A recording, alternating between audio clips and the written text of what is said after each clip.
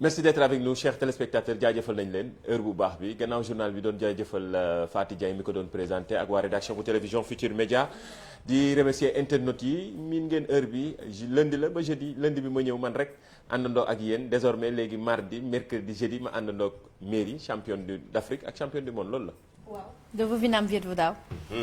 waaw loolu la en 2006 Ablaye Wade temps bi mu nekkoon président moo ñu recevoir woon. ok jox ñu suñuy récompense. mais de 2006 ak léegi li fi jot a xew bari na. waaye ba léegi. nit ki màgget moom nga daal maanaam loolu laa la bëgg a non ba léegi affaire yaa ngi ci yaram bi boo bëggee rek mën nga ma essayer am benn bu fekkee 2006 nga nekkoon champion d'Afrique. et du monde. bu ma ko et xeebal du monde waaw. bu Viet Vo Dao. Vovinam Viet Vo Dao. waaw Vovinam Viet Vo Dao. waaw. ñaari courant la daam Vovinam Viet Vo Dao ak Viet Vo Dao ah martial vietnamien la. ok sama maam vietnamien la donc dafa mel dama ñibbiwaat rek. ok jaajëf. ah kon de mairie mi ngi jéem a xëbal lii yëpp ay nii mais ñun de lii taxul ñun duñ ay ragal ñun. mën nañ dem salle de sport de. yow de ñëwee naa la. ñëwee naa la de. laay lay mais nuyul téléspectateurs yi nag tey nga xëyee di xanju nii. wan ni yow xam nga. ceinture noire nga doo dara. pourtant xànjiwuma nag xànjiwuma bilaay maa ngi lay nuyu Ndiaye. di nuyu téléspectateurs yi ak ñi nga xamante ne ñooy internautes ñi nga xamante ne ils sont câblés scotchés fixés. ci ñun ñi di li xew ci biir internet bi di ko xaar chaque jour bu 13h30 jotee juste après le journal donc ñu daal di leen ne bismillah ci seen biir émission ngeen jàkkaarloog seen boolu añ wala ngeen nekk en pause seen bureau ñun ñu ngi fii pour yéen nar a waxtaan ak yéen ndax bu leen fàtte émission bi interaction la dañuy wax ngeen tontu ñu relayer. doo bari na ci d'ailleurs démb bu ñu fi doon posté benn image bi nga xamante ni question la woon sax bu am solo. gis naa ni même après émission bi réaction yi dafa bari ñëpp di ci joxe seen réponse ci joxe seen xalaat internet déjà dañ leen xaar ñu dugg dafa mel ni affaire bi kër la quoi wala benn espace bu ñu commencé nii dañuy tooñante. waxtaan introduire en attendant internet yëpp daw ñëw duggandoo instant yi ñu ngi yéeg. ñu ngi actuellement en live sur suñu page Facebook pour télévision Futur Média hashtag bi min ngeen ko sunu net la Facebook Twitter wala Instagram saa su ne ñun ñu ñëw jàppal échanger comme ni ko Mairie waxee c'est Social TV la dañuy échanger. d'ailleurs ça c'est interaction boobu suñu internet yaa ngi ñuy naan son bi ñëwul donc xëy na Cissé. ñu ngi ci Apulaay waaw. ñu ngi ci mënee jàpp rek. waaw Aïcha ñu ngi ci nii la. réagir leen en temps réel di ngeen gis seen ay réaction ci réseaux sociaux yi actuellement ñi ngi live bi ñi ngi dugg ñi ngi xaar ñu démarrer ci jàmm mais je pense que si tout est ok après mën nañu won question bi ñu fi bàyyi woon démb. ba réaction yi bari réponse yi bari ku ci nekk doon joxe mi ngi nii. waaw toi et moi waxoon man nous tous laa wax. égal nous toi et lui égal man nag nous rek laay wax nous plus vous égal nous. waaw nous. waaw nous la rek parce que nous bi moo koy emporter daal. mooy emporter ci ñi. waaw N plus V. waaw mi ngi mel ni nga naan mes enfants et moi allons soo koy conjuguer. mais bari na ci tamit internet yu joxe je pense réponse nous. waaw am na ñu joxe non bi internautes yi réaction internautes yi am na bu ñu ku ci nekk di joxe sa réaction actuellement en live sur Facebook ku ci nekk doon joxe réponse yi muy nous yi bari woon na nag. waaye am na ci kenn koo xamante ne nii moom. moo sa man daf maa mujj daf maa neex daal. waaw parce que moom xam nga ku ci nekk ak fi nga fële am na ñu ne ensemble am na ñu ne on waaye moom dafa ne nous plus vous égal Mamadou Ndiaye et Merry Bey et nous maanaam ak ñoom donc gis nga kii di Kayline Joyce La Rose ne nous plus vous égal Mamadou Ndiaye et Merry Bey Diouf et internautes yi. waaw maanaam nous plus vous daal mooy li xew ci biir internet yi Kayline Joyce La Rose. waaw. ok waaw loolu daal ko la wax jaajëfal am na solo. réaction yi dafa bari sax actuellement. ñoom ñëpp a ngi joxe mais nous bi de. ñu bëri tuddee nañ ko kañ. Timaba moom nous la wax. patience. ñoom nee na nous tous waaw. am na ku ne nous tous kii de xam naa ñoo bokk na xalaat man nous tous.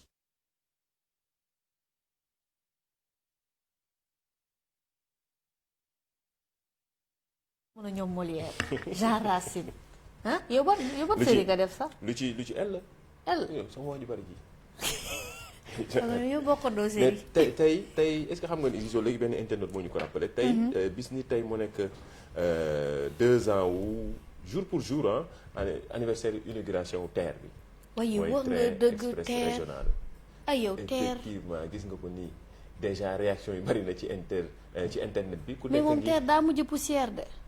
ah mais bi ñu ko inauguré léegi maintenant 2 ans mais bu jamono inauguration bi la mooy premier test ba. tu te rappelles waaw je me rappelle oui effectivement. 2015 2019 2 ans. 2 ans dawagul. 2 ans ba léegi. moo tax gars yi nee nañ tey ñuy mooy xaar anniversaire TER. dañ koy fêté wala. dañuy ni aujourd'hui c'est notre TER anniversaire voilà. TER anniversaire célébrons-le avec Macky Sall. Voilà. waaw nañ ñu wax rek festivités yi fan la. non mënu am festivité ci jamono ji yow contexte 2020. on ne sait jamais tu sais. mais c'est juste dañuy wane ne dañuy tooñ TER bi ñu ko inauguré. ba déggal léegi dawagul loolu wax Ousmane Badiane nee na il était une fois le TER 2 ans jour pour jour après son inauguration. dëgg la bis ni tey la woon lañ ko inauguré woon internet yaa ñu def rappel bi wax naa ko lii ci émission bi la bokk rappel yi ngeen ñuy def ñun tamit ñu koy partagé moom réseaux sociaux yi ñoo ànd muy Facebook di Twitter wala Instagram lii nag tey la internet yi xëyee ci rappelé TER bañ ko inauguré boobaak léegi donte ba léegi daawagul waaye bañ ko inauguré mat na ñaari at moo tax internet yi ñëwaat ci te loolu am na solo bu baax. am na beneen image bu ñu fi bàyyi woon démb. waaw mooy image u photo ville bi. ville de Dakar. waaw ville de Dakar la donc dans les années 60 62 je pense. donc gis ngeen ko am na ñu bëri ñu doon wax fii far la mais fii Afrique la mais je pense que su ma juumul côté dafa mel ni côté Guigon la parce que immeuble bee laa xàmmee immeuble bu weex bi. donc nga dëgg de Dakar changement yi du bëri. waaw côté Guigon dafa mel ni côté Guigon la. ci internet bi démb liir naa am na ko joxe. exactement fan la. endroit bi exact dafa ma échappé. mais gis naa internet ci pont bi effectivement. waaw ci pont bi la waaw wetu Guigon bi la. mais mi ngi nii. waaw joxe bari na ci réaction yi ku ci nekk wax ni année 60 la ci fii ci Ndakaaru. année mu nekkoon année yi nga xamante ne xam naa mag ñi bu ñu ko gisee nañu rappelé wu. Dakar bu njëkk ga bari woon embouteillage mel woon ni comme nii. c'est vrai taxi yi xanaa nekk woon jaune et noir. waaw jamono cinéma le Plaza cinéma le Paris. dañ ko fekkee yow. loolu la. da nga fekkee yii. non dañ koy fekk di dégg rek yow tamit dañuy dégg suñu yaay doon wax. doon rappelé wu. Ndiaye yaa ngi def yëfu excidex yi de. dama xam ne kenn ngay wax di rappelé wu mel ne ku ko fekkee. non cinéma le Paris moom fekkee naa ko jamonoy Harry Potter ak le Roi Lion. waaw nga nekk xale bu ndaw ñu buub leen yéen ñëpp dugal leen ci oto bi ngeen dem seetaani ji waaw. mais année yii dama bëgg maire yi paa yi fàttaliku ko moo tax. ndeysaan maa ngi ci big up sama yaay. ci année 60 yi. wuu sama yaay temps jamono seen afro yi Angela Davis. kay yooyu xam naa ñuy xool foofu image yi naan ndeysaan. waaw bu njëkk ga naan fii la woon. dévaluation amul woon. billaay xaalis bi bari woon na ñoom seen jamono dafa neexoon de. da nga ko fekkee yow. déedéet boo leen déggee ñuy nettali di wax. di remémoré seen moment yu grave yi. dañ leen naan yow dundatoo leen seen jamono dafa cher te metti loolu lañ ñuy wax. mais xoolal xanaa gisoo paa bi borom marque oto bi dimbali ma Mercedes la. bii ni bu ñuul bi. waaw bu ñuul bi Mercedes lay nduru waa. paa bi patron la woon dégg ba génnee loxo bi jëlal lii. jamono yu soucis yi bariwul woon. ay Covid 19 amul woon. non ay takk masque xamul takk masque amul woon. xoolal R kii bi R21 la xam nu mu tudd ci gannaaw foofu jamono yi ñun yii lañu am. ñun suñu jamono yi doon jaay yow. ñun suñu jamono yi nii ay oto bi dafa takk masque. fexe amul lii lañu am ñun 2021 xoolal Dakar ni mu meloon. war na ma ne Apulaay moo nekk ci biir mooy def yi. xoolal lii image bu ñuy partagé la ci réseaux sociaux yi diggante démb ak tey ndax xam naa ni lii moom ki jamono ji da ngeen mel ni naan borom oto bi moom dafa ragal Covid bi. xanaa waaw kii kay fu mu ne maximum de protection la def takkal ko daal masque xam naa boo xoolee borom oto bi moom si boppam ma nga def masque bu rëy bam takkal masque oto bi. dama yaakaar ne xanaa oto bi daa génn douane rek daal di jubal ci tali bi kay xanaa mënul takkal masque otoom gi. mu takkal masque oto bi ay image la yu ñuy internet yi di envoyé en temps réel ñun tamit ñu koy partagé. lii ci émission bi la bokk wax naa ko ñun dañuy boole utile ak agréable li xew ci biir internet bi internet nag géej la dafa yaatu. ba lu ne ci xew moo tax muy xibaar yu wér te wóor parfois mu am ay xibaar yi nga xamante ni du wér sax waaye wax nañ leen wala chaque jour ñu ñëw fi indil leen ay moyens wala ngeen fi ngeen war a mën a jaar ba di vérifier certaines informations loolu am na solo démb nag ci guddi gi comme internet information yi dafa gaaw yëfu jaari sow yi biñ ne feeñ na ñëpp a kontaan waaye comme ni ñu koy waxee rek toujours di def ndànk ci réseaux sociaux yi ak internet bi ba yenn site d'information commencé woon nañ relayer information bi photo bii nag ku am ak seetlu bu baax te xool bu baax ak ni ñu leen di expliquer yenn plateforme yi nga xam ne da ngeen fay dugg parfois boo leen gisee yenn ak lu information bi importante am leen temps vérifier am leen réflexe waaw da ngeen am réflexe vérifier li nga xamante ne mooy information bi wanoon nañ leen fii ci émission bi naka ngeen di vérifier li nga xamante ne mooy véracité photo yi donc photo bi ñu ngi ñuy yëgal ne que photo bi jël nañ ko bu yàgg te ki mu taxawal benn moromam la boo xamante ne moom it ñoo bokk école parce que moom it benn crack la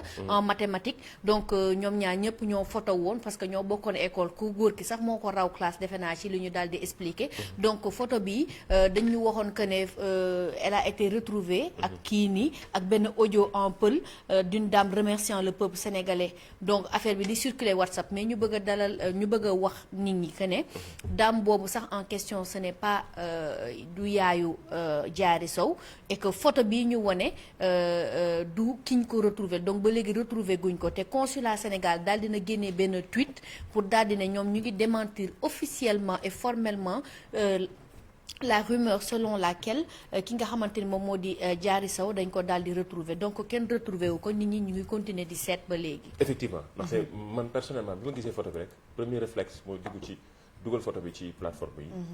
wax nañ ko fi Veracity Reversi nga dugal fu mu expliquer la kañ la photo bi dugg. effectivement biir internet c'est tellement simple mais toujours am leen réflexe boobu dina permettre ngeen xam bi ma ko dugalee dafa ma wax ne ma lii dugg na bu yàgg photo bi. je pense ay années 2000. ça a été pris un an ou 2 ans plus tôt. loolu la expliqué parce que ñoom ñaar ñoo bokk lui le grand exactement. boo gisee date bi rek di nga xam ni lii yàgg na donc photo bi ñu illustré feeñam gi loolu rek boo ko gisee donc dina créer doute ci sa bopp que ni. effectivement lii nekkul lu bees donc ki ñu naan gis nañ ko gisaguñu ko donte moo ñu gënal ñu gis ko ndaxte pourquoi léegi question bi mooy pourquoi se précipiter pour certaines pour donner scoop bi joxe information bi. il faut que ñu def attention rek à la recherche de l'information ku bëgg ne man maa njëkk am information wala li wala lee donc voilà ci Twitter nañ def nànk rek laaj yi day gën a bari. waaw nañ def nànk parce que affaire de famille la xam nga il ne faut pas donner de faux espoirs à la famille alors que ne loolu amul ndax sa doom réer loolu rek dafa metti waxuma la nag nit ñi di créer ay rumeurs wala ay naan voilà retrouver nañ ko te fekk retrouver ñu ko di tas yaakaar.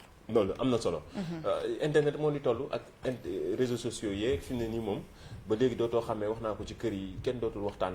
ñëpp a ngi yor seen téléphone portable. waaw dëgg la scotché wu nii sama genre gi. amul benn parent léegi bu ñëwee te kenn waxtaanatul sa doom yi. yenn saa da ciy baax nag ñu am panne wala coupure courant ndax nit ñi mën a retrouver. mais pour yàgg loolu da ngay yàkkamti coupure courant yi panne. waaw da ngay yàkkamti ñu réparer ko vite fait ba nga delluwaat. waaw dootoo tranquille en fait. ndax daa ngi naan xam naa li ñu coupé nii sama données yi jeex nañu sama données mobile yi jeex nañu nu may def. wala kii. Il y a eu une panne de wifi chez moi mon fils est sorti de sa chambre on a discuté il a l'air. li may wane ne moom amul sax nit ñi am c'est vrai xam nañu ñu ngi tooñ di reetaan mais lii am ni ñu koy dund bari na. waaw c'est exactement ça qui se passe dans les maisons maintenant waaw ku ci nekk yaa ngi ak sa téléphone sa biir néeg wala sa salon. vous n'avez plus enfin les parents pour la plupart n'ont plus le temps de waxtaan ak seen doom jàmmanteeg ñoom. xam yan difficulté la ñuy dund xam sa doom daal. parce que dafa baax ci jamono ji ñu toll surtout nga xam yow ki nga jur ban yoon la commencé jël pour mën ko voilà pour mën ko surveiller jàppale.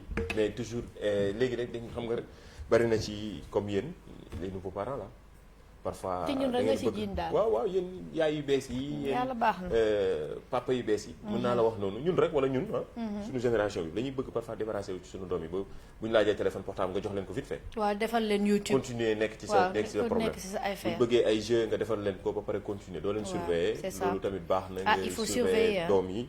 il faut surveiller ak wifi bi parfois léegi ndaxte internet nag niveau bu muy toll léegi te dafa gaaw. te loolu moo ci gën a yéeme yëf yi dafa gaaw et puis dessin animé yi voilà dañ siy dugal lu ci nekk donc xale bi buy utiliser YouTube bu yóbboo ngeen def attention parce que maintenant il y a YouTube Kids. donc pour yenn parents yi bàyyi ci xel même bu dee YouTube Kids il faut ngeen xool xale bi lan lay seetaan parce que dafay baax ngay topp sa doom surtout bu nekkee xale c'est la responsabilité du parent amul xale la amul mi ngi utiliser YouTube. te ñuy faral di bàyyi di délaissé xale bi. di ko dugal ci YouTube bi pour mën a def suñuy affaire. am na solo mairie li ngay wax pour ñun la ñun ñëpp la concerné. wax naa ko joxewuñu conseil pour ñun ñii ñëpp la ndax li muy wax ni man dama koy def moom da koy def. keneen ak keneen da koy def donc lu ñuy partagé la yéen internautes yi yéen la ñuy gis seen ay commentaires duñu gis ni war nañ ko mën a partagé ci jamono ji wax naa ko heure bu baax bi la 13h30 ba chaque jour la lundi ba jeudi ñun ñu ñëw. yaatal li xew ci biir internet bi ak li ñuy dund ci téléphone portable yeeg ak smartphone yeeg ak wifi yi li ñu ciy dund yëpp ak suñuy njaboot ak yooyu ñu xool sottante xalaat te yooyu dafa am solo ci jamono ji ndaxte wax naa ko Social TV la leen télévision Futurs Médias di dégtal saa su ne ci émission li xew ci biir internet bu ñu ci jógee am na nag yu baax yu ñuy am ci internet bi yoo xam ne parfois aussi du rek ay information comme ni ma koy waxee. reetaan bi ci la bokk sax. waaw mais am na ñeneen ñu créé beneen application wala beneen plateforme boo xamante ni lépp la ngir reetaan nit ñi ci xaw a relax tuuti. waaw xam nga avant léegi dañ ko doon def autour du feu wala comme ni nga ko waxee bu courant coupé sa maam toog sa yaay toog voilà ñu toog ñun ñëpp ñu naan léeboon léppoon amoon na fi. xam nga yaa wax ñu fekkee léegi nag c'est un groupe de jeunes boo xamante ne ñoom tamit dañu daal di ne voilà pourquoi pas ñu adapté yooyu di maye yi ñu daal di ko adapté à suñu temps daal di créer benn plateforme.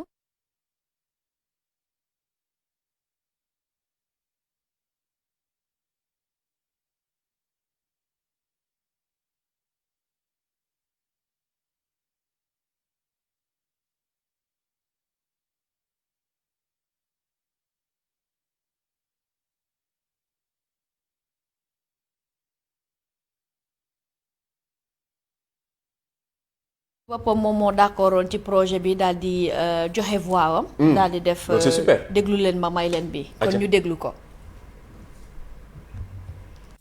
man la Youssou Ndour maa leen may bii. na paala woon ak doomam.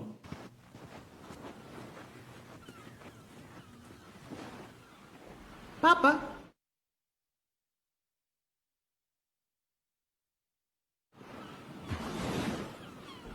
lii du bateau lii yóot la répète yóot.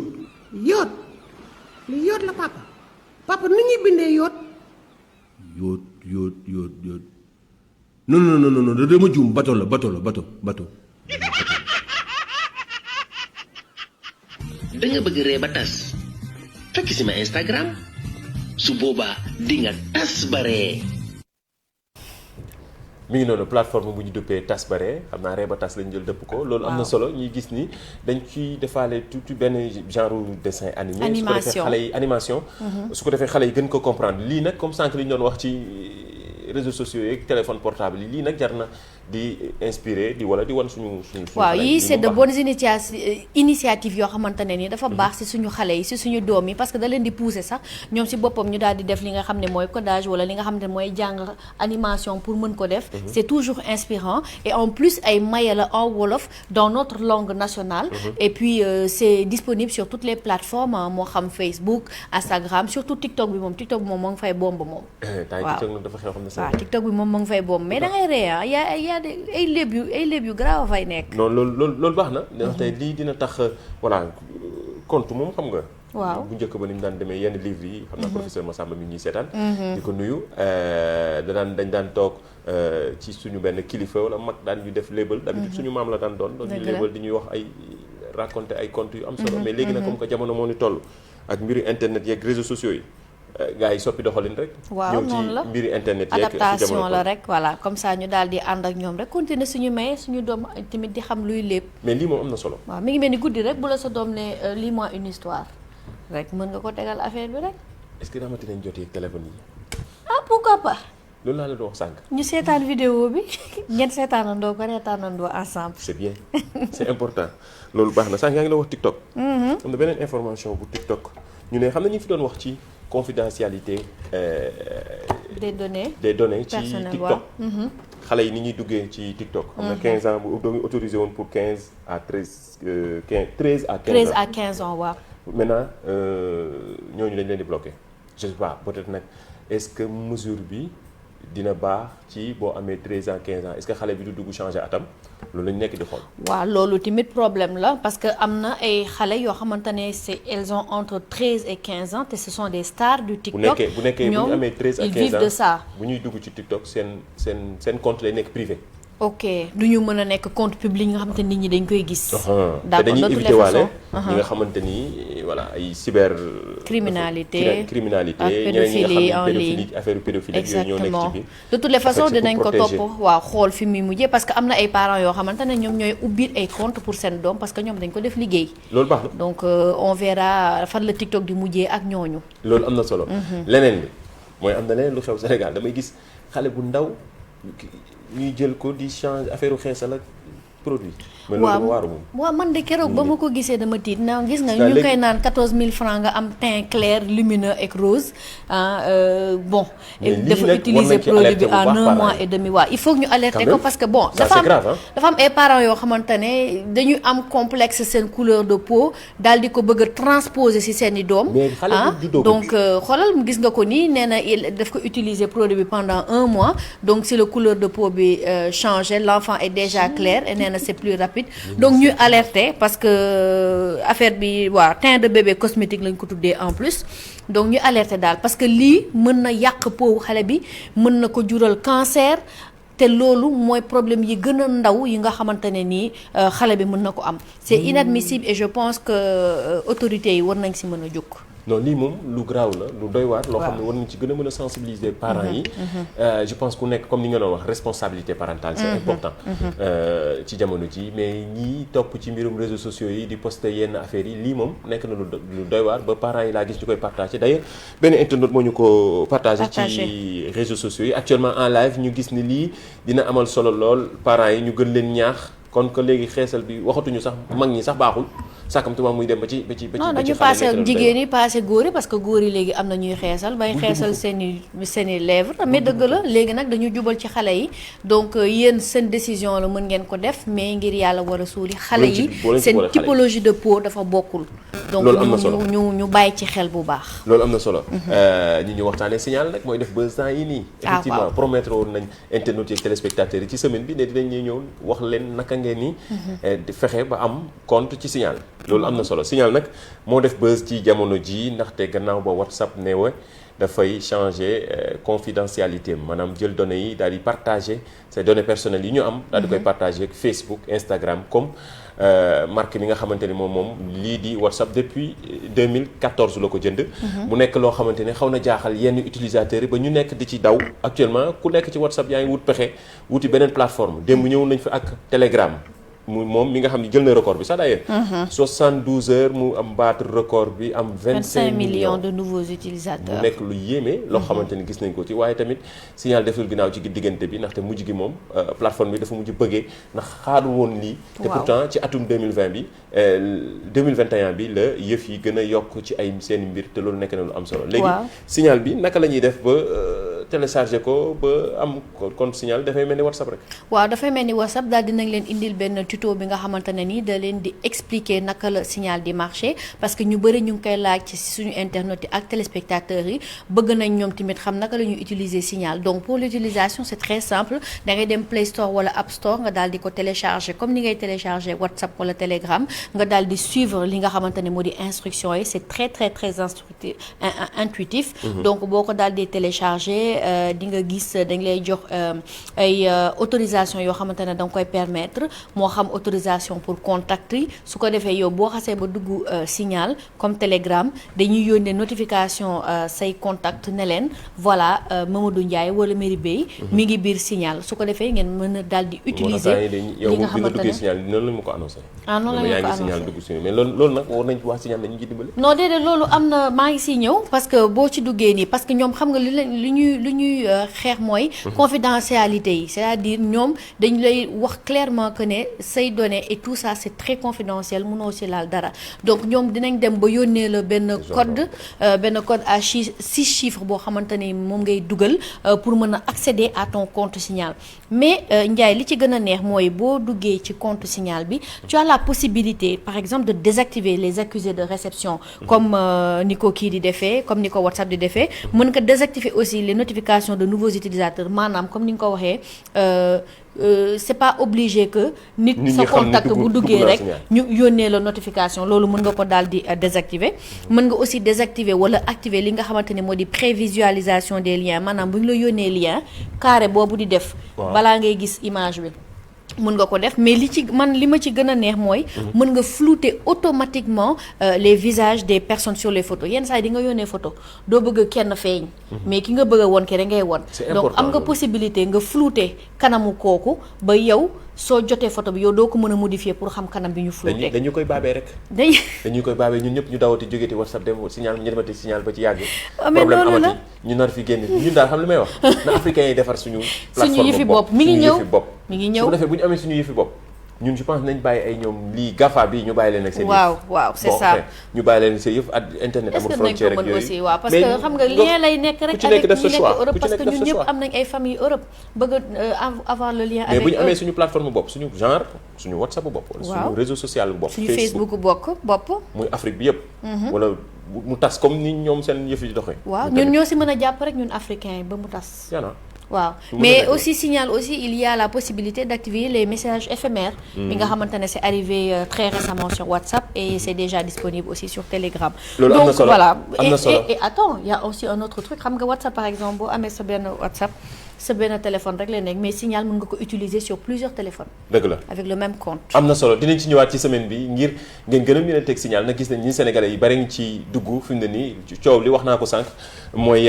WhatsApp mi jàpp ni mois de février bi à partir du 8 loolu mooy date exacte bi dafa nar a changer données yi ku ci nekk demandé na la nag nga accepté mais ni mu la koy demandé sax ni ngay accepté dafa mel ni par force la da la koy buux dinañ ci ñëwaat kii kan la lii lan la le meilleur pour la fin wan ñu ko démb kii lañ posé woon question bi jafe na nag ndaxte gis naa ni gars yi balaa ñu ko trouvé métti na lool wala ñenn ñi nga xam ne trouvé nañ ko sax pas à 100% kan lañ indi woon démb nii kii kan la non ki ñu indi woon démb nag comme ni nga ko waxee mu jafe trop si ñenn ñi am nañu trouvé waaye ba léegi am nañu des donc moom mu di Marius Ndiaye donc mi ngi tudd Serigne Momar Ndiaye di Marius Ndiaye donc moom il est né le 23 mars 1933 fii ci Dakar moom nag il était un arbitre pluridisciplinaire parce que arbitre la woon ci li nga xamante ne mu di basket football volleyball handball ak football am 12 enfants machallah et il est décédé le 5 février 1982 à l'âge de 49 ans moom lañ tuddee stadium Marius Ndiaye bi loolu ci atum 1984 la woon benn afro basket bu fa doon am moom Marius Ndiaye wax nga turam dëgg-dëgg mu nekk koo xamante ni ku joué rôle bu am solo ci sportu Sénégal ndax en général wax naa ko pluridisciplinaire lu yombul woon de arbitre waaw basket volleyball football handball mi ngi noonu kii lañ indi woon jëf nañ ne gis nañ ni gars yi nag miinuñu ko woon bu baax ndaxte démb réponse yi ñu am sax d'ailleurs bariwul indiwaat nañ leen beneen kii kàlla bii nag moo nar a gën a saf ay waay waaw bii moom j'avoue dafa saf-saf man de duma sax am ngeen jeudi am ngeen tey vendredi samedi dimanche ba lundi ñu joxe réponse bi kii kan la kan moo nekk ci ginnaaw photo bi sa loxo tàng na si gars yi pour gars yi di gën a gëstu bu baax dem di seet def biographie bu ndaw hashtag bi sunu net la muy Facebook Twitter wala Instagram miin ngeen ko wax naa ko émission bi avant la pendant ak après dañuy continuer ci réseaux sociaux yi surtout ci chaîne YouTube bu télévision Futurs Médias hashtag bi sunu net la xam ngeen fi ñuy commenter ngeen commenter def joxe seen réponse def biographie bu ndaw ñu tànn kenn yóbbu ko ci jili nekk rond-point cité Kër Góor gi moom di ko jaajëfal nekk sponsoru rubrique bi ñu duppee kii kan la wala lii lan la parfois ñu indi ñi fi nekkoon démb parfois ñu indi ñi fi nekk tey ñoo xam ni dañ naan leen lii lan la wala bu yàlla ne waaw lu si daal di baax rek Ndiaye de toutes les façons temps yi semaine bi moom yu saf yi nga jël j'espère que d'ici semaine prochaine moom dinañ waaw indi yomb su ko defee ñu permettre leen ngeen souffler tuuti ma jaaree fa rek tàggatoo ak yéen jox leen dig daje mardi incha allah bu leen ko fàtte ndax lundi bi léegi damay bàyyi booy bi di gérer quoi damay bàyyi booy bi di gérer booy bi di gérer rek léegi maire yi duñ mën a ñu xam ngeen maire yi ñoo mënul ñëw lundi comprendre ngeen mais maire yi ñoo mënul jóg fajar lundi amul problème jaajëfal nañ leen waaw donc jaajëfal nañ leen mardi incha allah ba mardi incha allah jaajëfal internautes yi téléspectateurs yi doon jaajëfal sama benn grand Modou Gaye Tata Mouna suñu benn grand la di ñu encouragé bu baax ci liggéey bi di ko jaajëfal équipe digitale bi ñoom Marème ak ñoom Adja sa létt yi dafa nice wax naa ko démb wax nga ko wala nga dama bëggoon nga waxaat ko rek tey nii nag nii la bëgg tabara gàkku borom triangle de la beauté waaw mi ngi seetaan nuyu naa la nuyu Xaalim Cissé jaajëfal la jox leen dig daje ba lundi incha allah ci beneen numéro li xew ci biir internet bi